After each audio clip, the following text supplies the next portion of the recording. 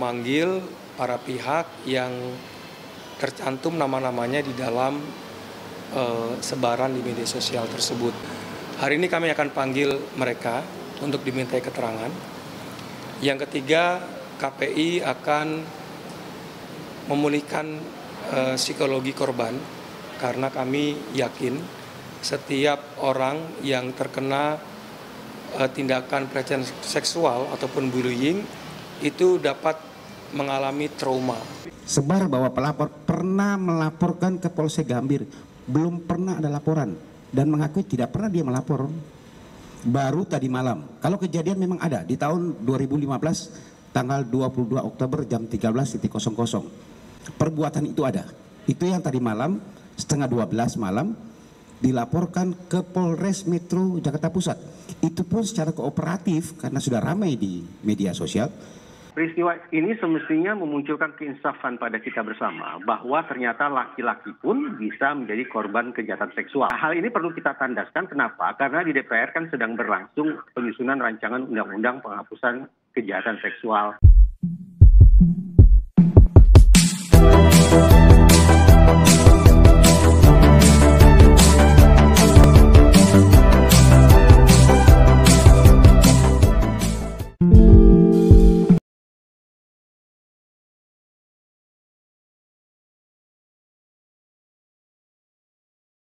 Kasus ini bermula dari pesan berantai yang diteruskan oleh banyak pihak. Dalam pesan itu disebutkan bahwa seorang korban berinisial MS yang merupakan pegawai di KPI menjadi korban pelecehan dan perundungan sejak tahun 2011 lalu.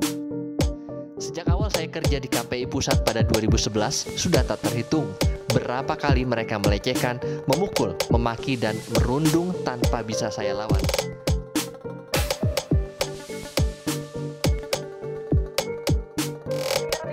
KPI Pusat menyatakan akan memanggil untuk pemeriksaan para terduga pelaku pelecehan seksual sama pria berdasar perundungan yang terjadi di lingkungan kerja Kamis 2 September 2021. Dan itu diungkapkan secara langsung oleh Ketua KPI Pusat Agus Supriyo. Memanggil para pihak yang tercantum nama-namanya di dalam sebaran di media sosial tersebut. Ya, hari ini kami akan panggil mereka untuk dimintai keterangan. Yang ketiga, KPI akan memulihkan psikologi korban karena kami yakin setiap orang yang terkena tindakan pelecehan seksual ataupun bullying itu dapat mengalami trauma. Sebar bahwa pelapor pernah melaporkan ke Polsek Gambir, belum pernah ada laporan dan mengakui tidak pernah dia melapor. Baru tadi malam, kalau kejadian memang ada di tahun 2015 tanggal 22 Oktober jam 13.00. Perbuatan itu ada.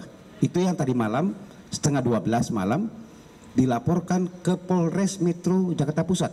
Itu pun secara kooperatif karena sudah ramai di media sosial. Penyidik Polres Metro Jakarta Pusat mendatangi si pelapor tersebut ke kediamannya. Kalau memang peristiwa ini benar-benar terjadi, maka bisa kita pahami bahwa itulah penyebab mengapa kasus-kasus kejahatan seksual bisa dianggap sebagai salah satu kasus kejahatan yang paling sulit diungkap. Karena jarak waktu antara peristiwa atau kejadian dengan momen ketika tumbuhnya kesadaran sekaligus keberanian untuk mencari pertolongan itu relatif jauh.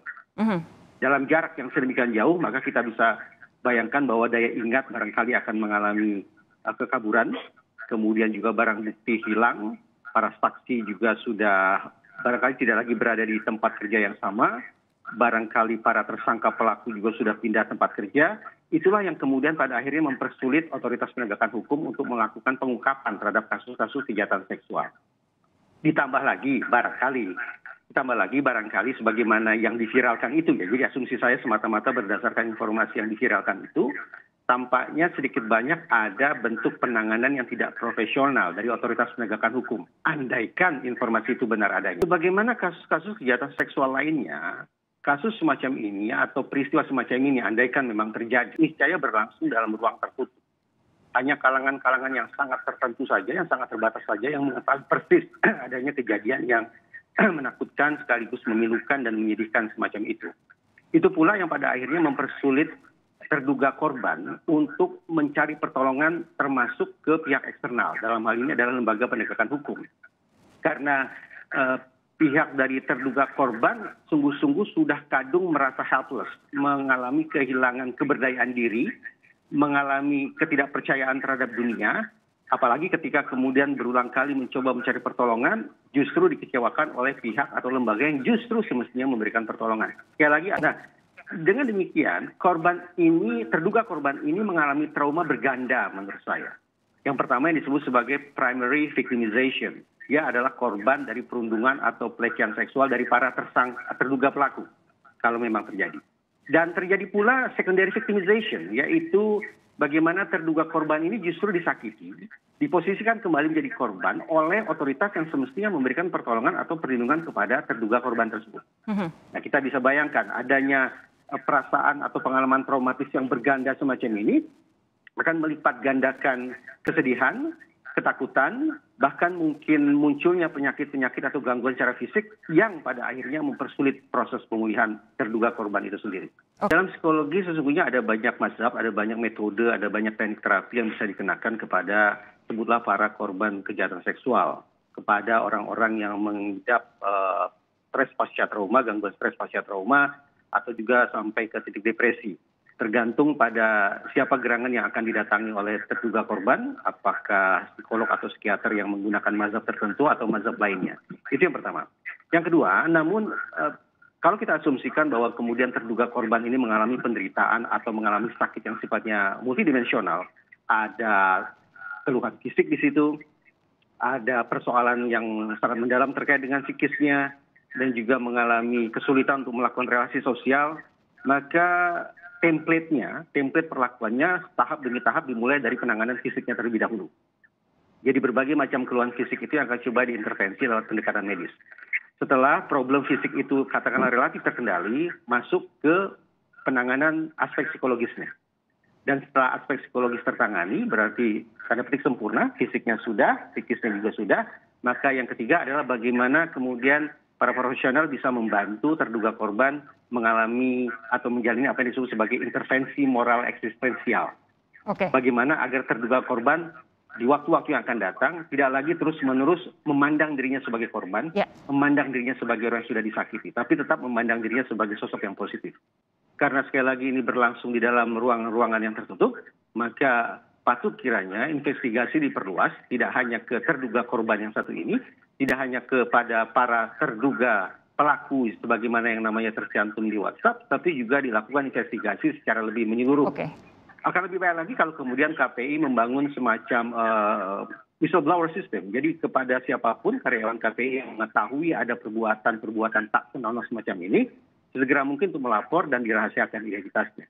Peristiwa ini semestinya memunculkan keinsafan pada kita bersama bahwa ternyata laki-laki pun bisa menjadi korban kejahatan seksual. Baik pelakunya sama jenis kelaminnya yaitu laki-laki maupun jenis kelaminnya perempuan. Nah, hal ini perlu kita tandaskan kenapa? Karena di DPR kan sedang berlangsung penyusunan rancangan undang-undang penghapusan kejahatan seksual dan juga revisi KUHP. Semoga peristiwa ini membuka cakrawala pemikiran legislatif dan juga pemerintah untuk memasukkan adanya pasal-pasal terkait dengan kejahatan seksual terhadap laki-laki di dalam dua produk undang-undang tersebut.